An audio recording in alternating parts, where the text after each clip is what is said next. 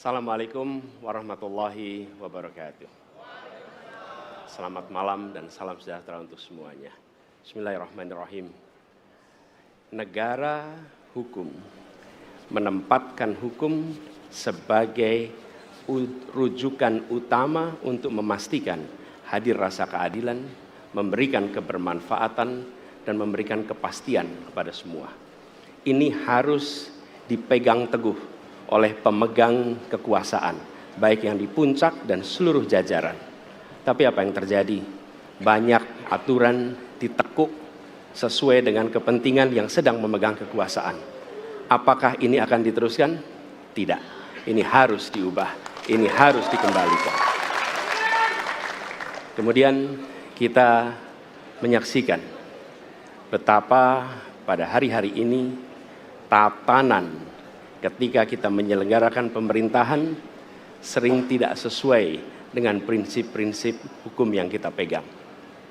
Karena itulah kami melihat perubahan ini harus kita kembalikan. Negara ini adalah negara hukum, bukan negara kekuasaan. Dalam negara hukum, kekuasaan diatur oleh hukum. Dalam negara kekuasaan, hukum diatur oleh penguasa. Dan kita tidak menginginkan itu terjadi. Pada saat ini, kalau kita lihat hukum itu harusnya tegak begini. Inilah hukum. Dalam kenyataannya, dia bengkok. Dia tajam ke bawah, dia tumpul ke atas.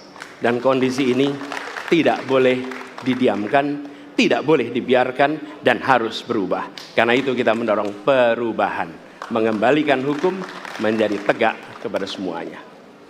Dan bila kita saksikan hari ini, ada satu orang milenial bisa menjadi calon wakil presiden. Tetapi ada ribuan milenial, generasi Z, yang peduli pada anak-anak bangsa, yang peduli pada mereka yang termarginalkan. Ketika mereka mengungkapkan pendapat, ketika mereka mengkritik pemerintah, justru mereka sering dihadapi dengan kekerasan, dihadapi dengan benturan, dan bahkan gas air mata.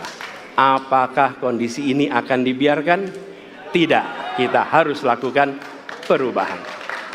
Oleh karena itu, kami memperhatikan ini sebagai hal-hal yang mendasar. Yang tak kalah penting, ini kedua nih, yang tak kalah penting. Kita menyaksikan pada saat ini, ada peristiwa seperti peristiwa Ibu Mega. Ibu Mega Suryani Dewi, seorang ibu rumah tangga yang mengalami kekerasan rumah tangga, lapor pada negara, tidak diperhatikan, dan dia meninggal korban kekerasan. Apakah akan dibiarkan? Tidak, ini harus diubah.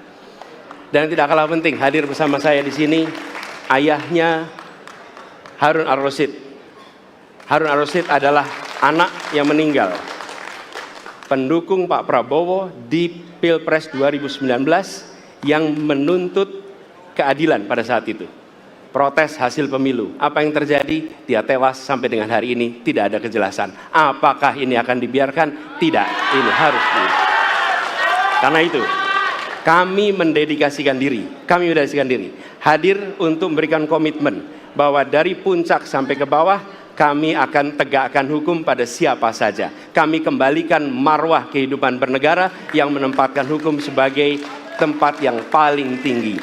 Dan ketentuan itu berlaku kepada semua, termasuk ketika menyangkut urusan ASN, menyangkut urusan TNI dan Polri. Terima kasih. Assalamualaikum warahmatullahi wabarakatuh. Terima kasih.